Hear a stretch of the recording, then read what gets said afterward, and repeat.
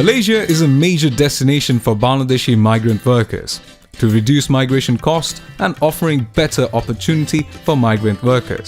Bangladeshi and Malaysian government paved a new recruitment procedure which is operated by governments of both countries. আমার নাম মোহাম্মদ আতাউর রহমান, বাড়ি ভৈরব কিশোরগঞ্জ। আমি 2007-এ Malaysia গেছিলাম, কিন্তু দালালের হাতে যাইতে আমার খুব কষ্ট হয়েছে।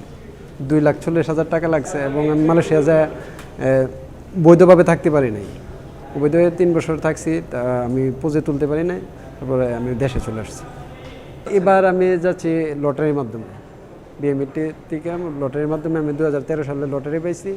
টাকা জমা দিলাম, ফিঙ্গারপ্রিন্ট দিলাম, মেডিকেল করলাম, তারপর ইদানিং মেসেজ দিল যে আমার ভিসা আসছে। আমি টাকা জমা দেওয়ার পরে এখন ইনশাল্লাহ যদি আল্লাহ নেওয়া হয় তাই আগামীকাল মালয়েশিয়া যাব। এখানে আমি 40,000 টাকাতে যাচ্ছি, কিন্তু বেতন আছে আমার 18,000 টাকা বেসিক বেতন।